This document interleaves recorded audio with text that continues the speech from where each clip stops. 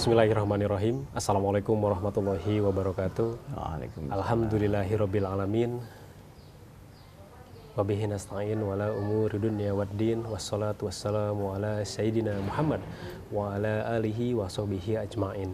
Rabbi zidni ilma Allahumma anfa'ni bima 'allamtani wa 'allimni ma yanfa'uni warzuqni ilma yanfa'uni. Ikhwan akhwat, pemirsa Rahasil TV dan juga pendengar Radio Silaturahim untuk Islam yang satu dimanapun Anda berada. Senang sekali di kesempatan kali ini Angga Aminuddin dapat kembali menyapa Anda, Ikhwan akhwat.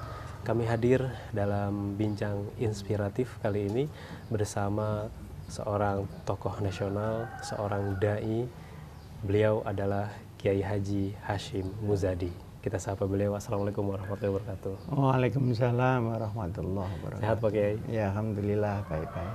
Ya, Ikhwan akhwat, saat ini kami berada di pesantren Al-Hikam. Pesantren yang diasuh oleh beliau.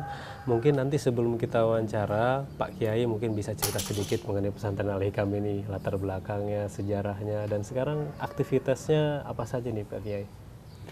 Pesantren Al-Hikam ini isinya dua kelompok. Kelompok yang pertama, mereka yang sudah hafal Quran 30 juz. Jadi bukan juz 30 ya. 30 juz. 30 juz. Dan mempunyai ijazah SLTA. Nah, mereka dapat masuk di sini, masuk sekolah tinggi Kuliatul Quran. Nah, targetnya pertama, bagaimana penghafal Quran itu tetap mempertahankan hafalannya. Yang kedua, mengerti isinya. Yang ketiga, mengerti bagaimana menyambungkan Quran dengan segala ilmu secara integratif. Karena tidak ada ilmu yang tidak dari Allah. Baik ilmu itu ilmu agama, dinullah, maupun ilmu umum yang lahir dari penelitian terhadap kaunillah. Semuanya dari Allah. Integrasi ilmu itu diusahakan di sini. Nah, kemudian anak-anak kita minta supaya belajar mandiri, karena seorang pejuang tidak mungkin tanpa punya sifat mandiri. Kalau hanya berpikir menggantung kepada orang lain, kapan dia berkorban untuk orang lain? Nah, di samping itu, bagaimana mensublimasikan Al-Quran di dalam kehidupan, baik kehidupan pribadi, sosial, dan sebagainya. Sehingga hadirnya kelompok kedua itu adalah yang dari Universitas Indonesia. UI. Mereka disiplinnya umum. Mereka masuk di sini dalam keadaan agamanya nol. Bisa saling mengisi antara keduanya. Nah, jadi bagaimana mengagamakan kaum intelek ini dan mengintelekkan anak-anak yang sudah agamakan. Sekarang sudah berjalan tahun yang keempat. Berarti sudah semester 7. Nah, berarti tahun depan ini sudah mengeluarkan S1. S1 dari 4 tahun kuliah di sini. Nah, tetapi ijazahnya baru bisa diberikan setelah setahun dia mengabdi kepada masyarakat. Agar ilmunya ini ilmu yang amaliyah, bukan hanya ilmu yang ilmiah. Nah, ini sudah mungkin beberapa bulan lagi sudah ujian skripsi.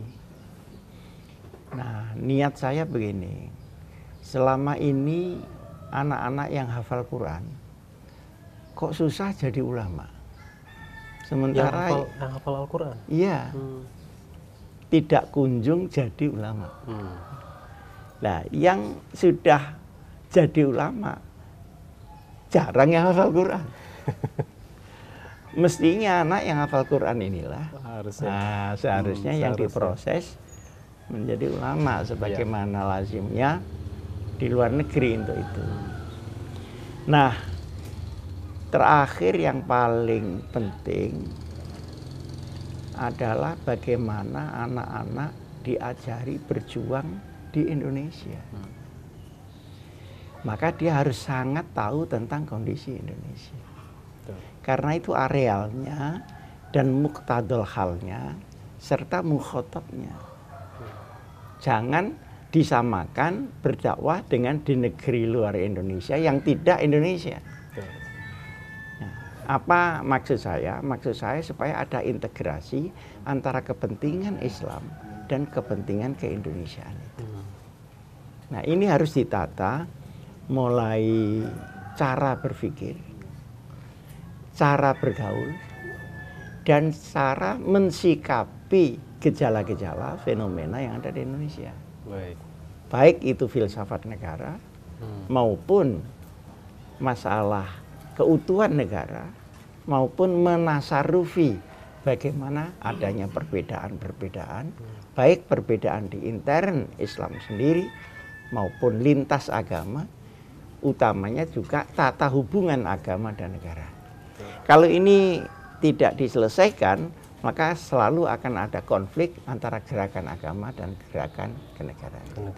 Dan diharapkan lulusan dari pesantren ini itu bisa mengetahui ruang kerja dan juga tempat mereka berdakwah nanti. Iyalah, mereka ini membawa Islam di Indonesia, bukan di Afghanistan, bukan di Mesir, bukan pula di Saudi.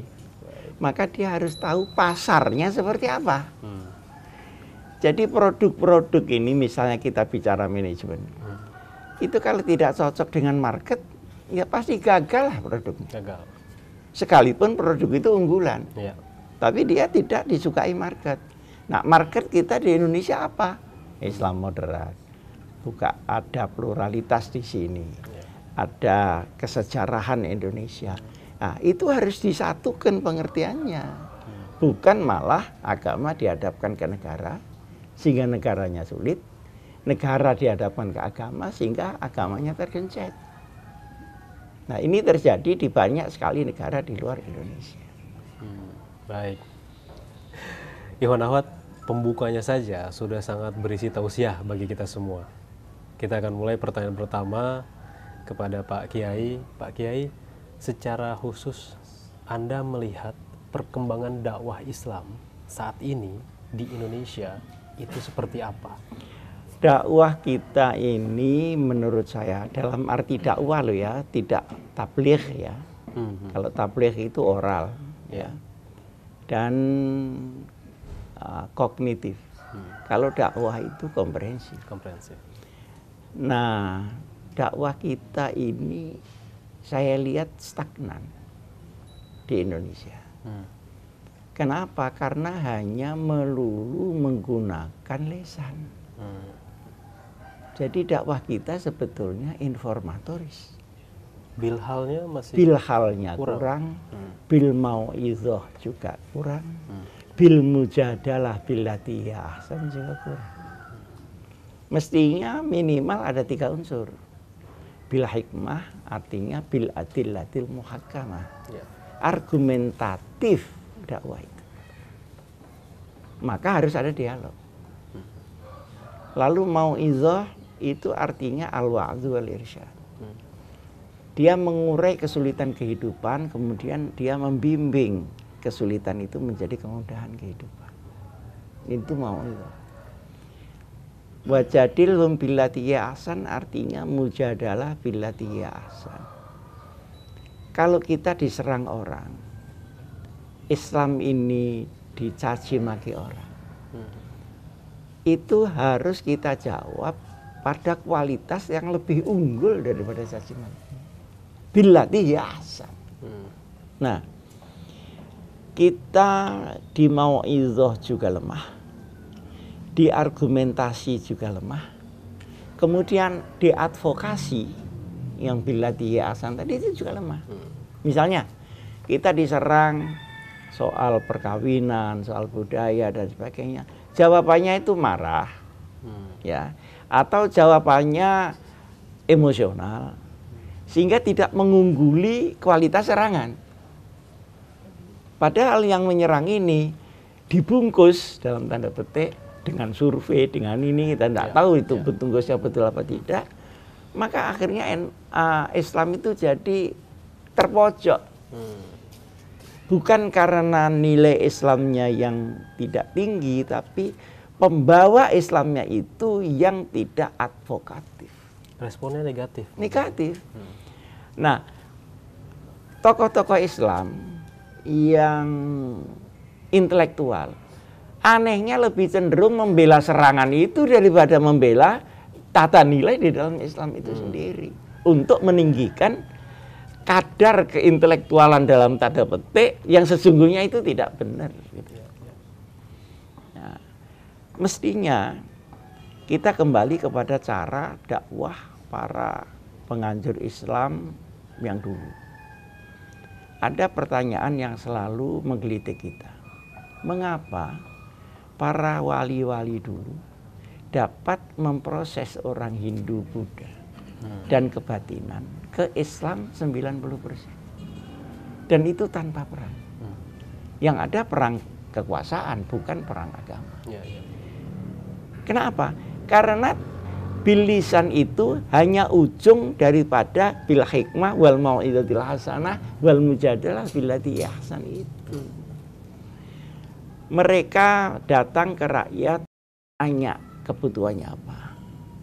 Mungkin kesulitannya apa. Mungkin banjir, mungkin penyakit, mungkin ini, kekeringan, macam-macam. Diatasilah. Setelah diatasi, nah ini dari Allah, mari kita syahadat. Sehingga al-ihsan sumal haq. Berbuatlah baik dulu, baru orang ditunjukkan tentang kebaikan. Nah, sekarang orang membawa kebenaran dengan tidak membawa kebaikan, kecuali marah. Kita lihat di dalam sejarah Islam. Kenapa Belanda tidak mampu mengkristenkan Indonesia? Padahal 350 tahun. Tetap saja. Karena Belanda datang dengan kekerasannya. Dengan penjajahannya.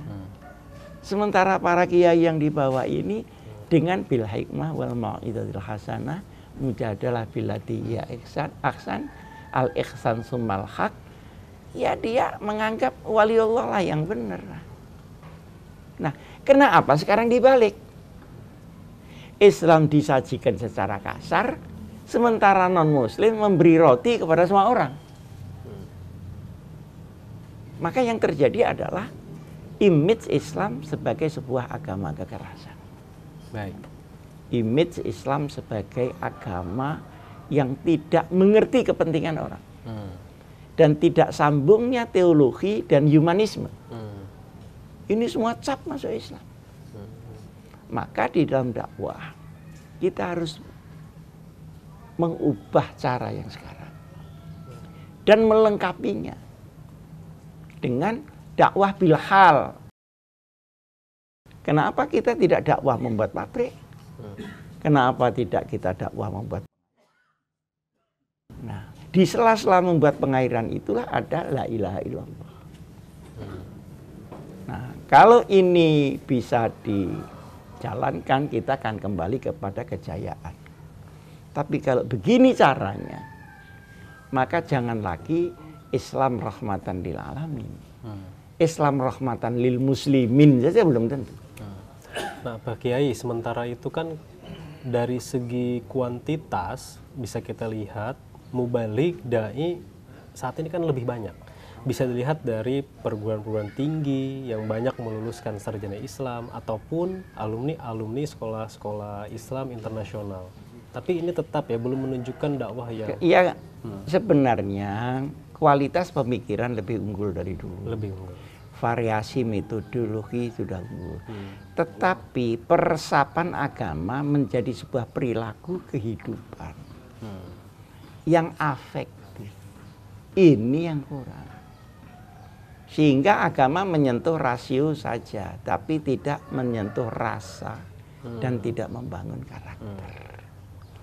Nah, sebenarnya dari segi kualitas pemikiran ini sudah lebih maju, Tapi kenapa agama tidak mengendap pada hati nurani, perilaku, pribadi, sosial, keluarga, dan sebagainya.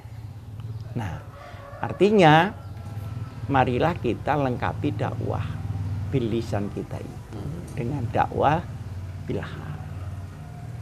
Dan dakwah bil hal ini didahulukan. Urusilah umat yang sekarang kekeringan.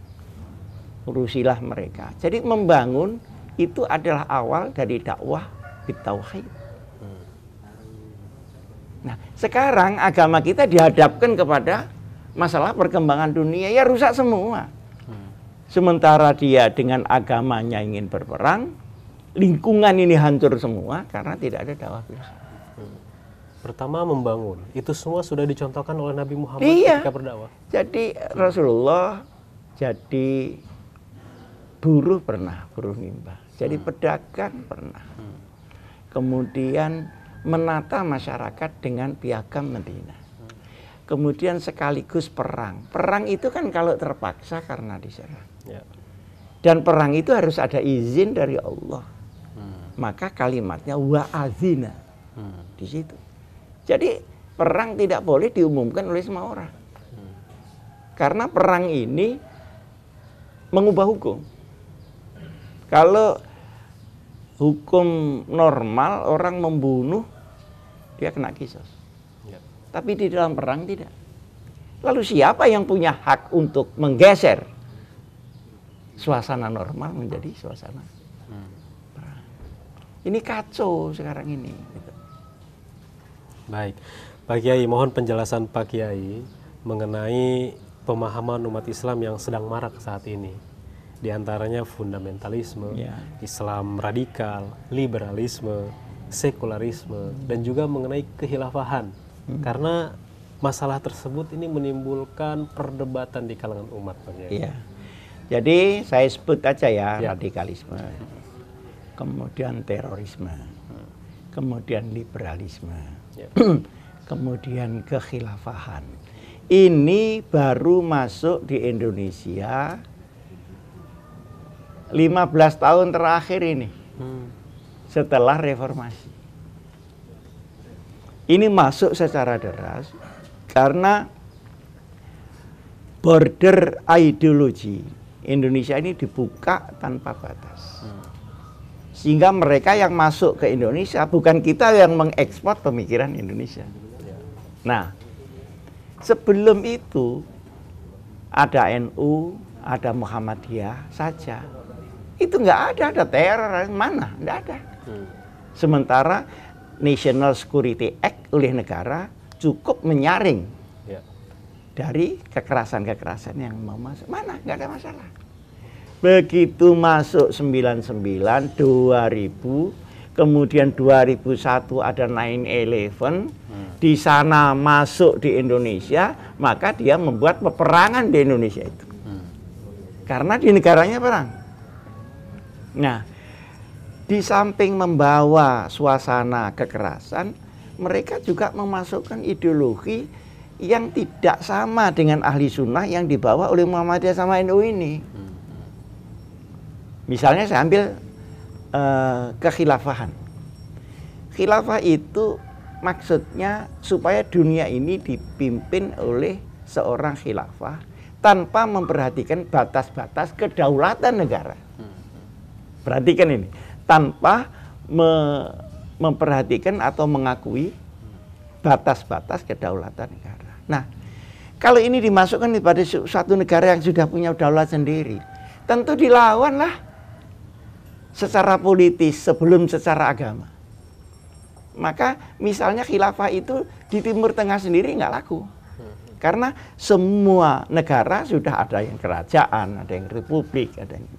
Nah, tetapi karena di Syria misalnya saya ambil contoh, lalu di Irak terjadi kekacauan, karena di tengah-tengah kekacauan itulah maka ISIS bisa hidup yang tidak memperhatikan batas negara itu. Nah, ketika ini muncul, sudah menjadi sunatullah, kalau orang yang tidak Islam akan semakin mengacak-acak di situ. Masalahnya sekarang untuk Indonesia, embrio-embrio untuk perpecahan itu ada, sekalipun belum sampai kepada titik perpecahan yang akut. Embrio itu tersebar? Embrio tersebar, misalnya sekarang, kaum Salafi itu tidak mengakomodasi budaya, termasuk tidak mengakomodasi budaya Indonesia. Semua yang di Quran dan hadis tidak ada, itu haram semua.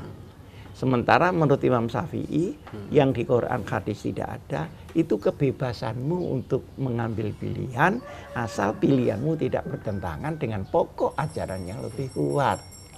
Jadi ada akomodasi. Lah Syafi'i kan tidak mau melakukan akomodasi.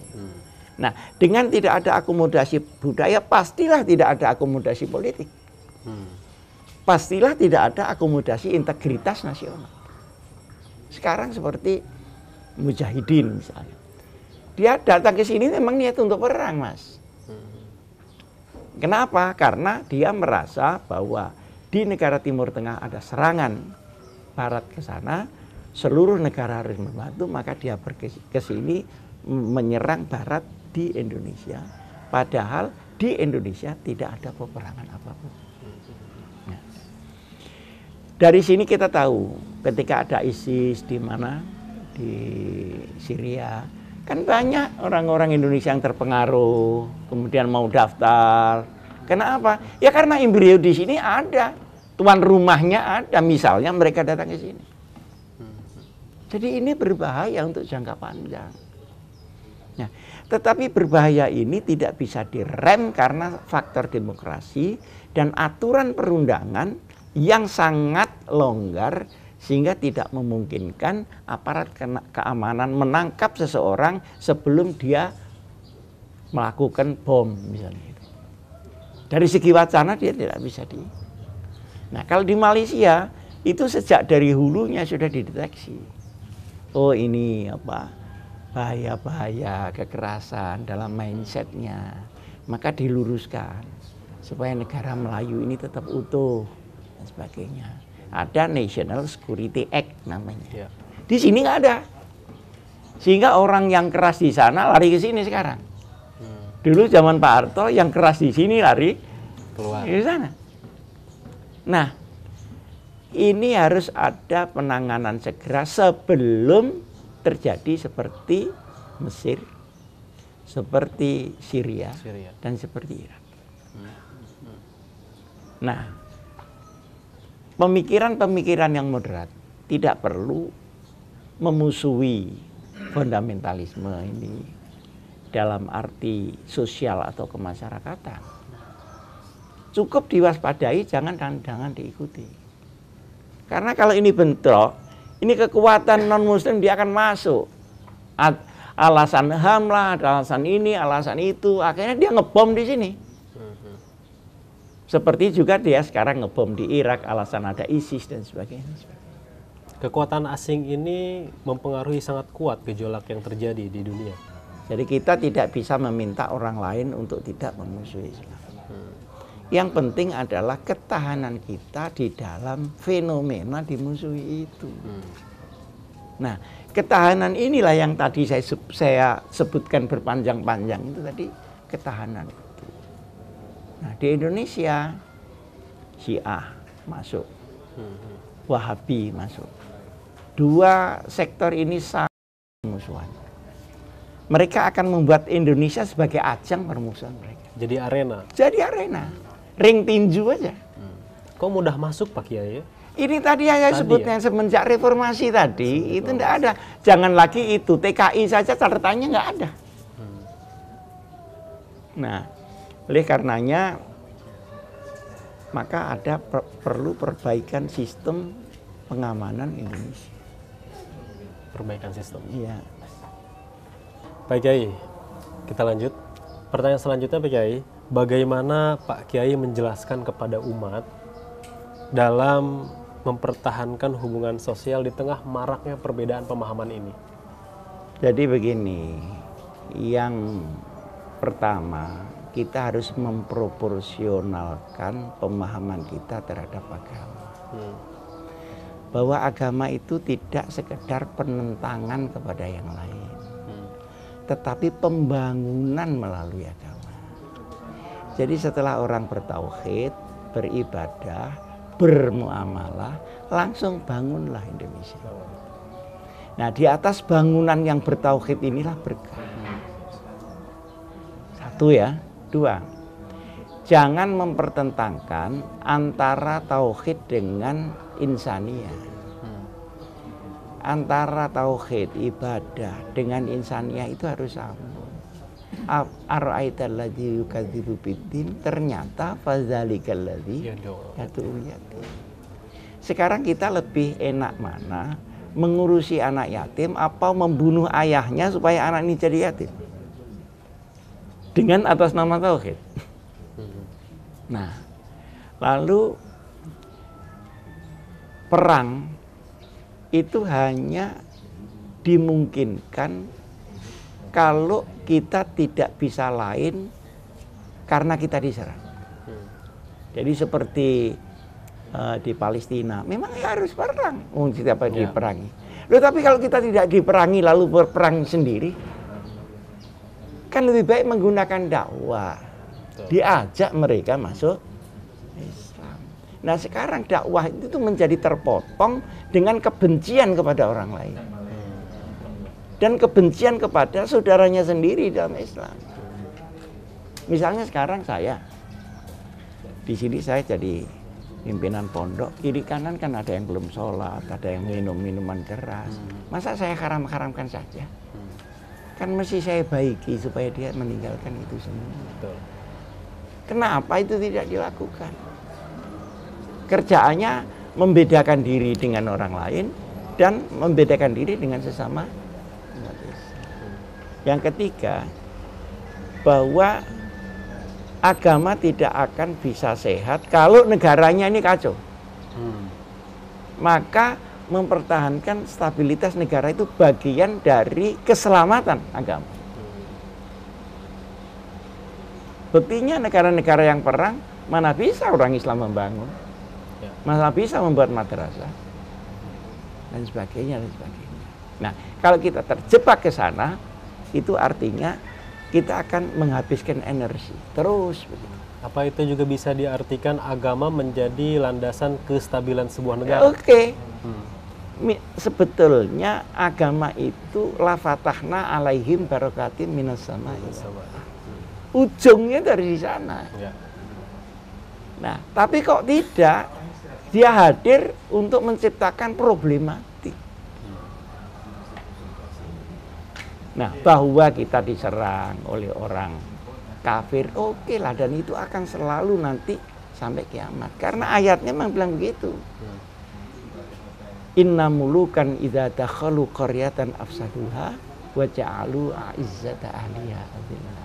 Selalu akan ada di dunia ini superpower yang kerjaannya menaklukkan negeri yang lain-lain dan menghinakan orang-orang yang mulia di sana. Nah, kalau itu sudah Quran berarti tidak bisa tidak, mesti ada. Nah, sehingga kita tidak berpretensi untuk itu hilang, tapi berpretensi bagaimana menasarfi itu dengan sebaik-baiknya. Karena ayat lain juga menunjukkan bagaimana kamu menghadapi itu. Saya kira itu. Pertanyaan terakhir Pak Kiai, bagaimana membina kerukunan antar umat beragama di tengah maraknya provokasi dan gencana kepentingan politik, dan juga harapan Pak Kiai kepada para alim ulama?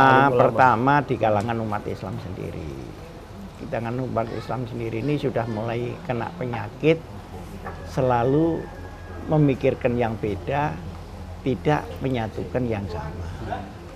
Ini adalah problem tersendiri, pengkafiran sesama muslim, ini itu. Yang kedua, sebetulnya patokan kita kepada non muslim itu kan sudah jelas. Non muslim ini termasuk kelompok mana? Dia harbi apa zimmi? Harbi ini yang agresif, seperti Zionisme yang ada di Palestina. Ya sudah dilawan. Tapi ketika dia ingin berkomunitas secara baik, kan Rasulullah juga mengatur caranya. Orang Kristen disuruh ngajar tulis, menulis, pemberantasan buta huruf, kemudian lepaskan sebagai tawanan. Loh, apa itu maknanya? Terus di dalam Madinah sendiri, piagam Madinah, orang non-Muslim diberi hak sipil, tapi bukan hak tauhid. Ya. Kesehatan, keamanan, dan sebagainya disamakan. Tapi awas, jangan ganggu syariat. Nah, sekarang kan karena terlalu semangat, kalau dia jadi kepala, orang Kristen yang bawahnya angkat. Dan merasa bahwa itu jihad fisabilillah. Padahal Rasulullah tidak sekejam itu. Nah, ini semuanya kita proporsionalkan, maka kita punya kewajiban untuk menampilkan Islam yang rahmatan lil muslimin, rahmatan bainal adyan, dan rahmatan lil alamin. Baik, kira itu. Terima kasih banyak Pak Kiai atas wawancaranya. Semoga banyak manfaat yang dapat diambil. Ya, mudah-mudahan. Demikianlah Ikhwan Akhwat, wawancara eksklusif kami bersama Bapak Kiai Haji Hasyim Muzadi. Kami undur diri. Billahi taufiq wal hidayah. Assalamualaikum warahmatullahi wabarakatuh.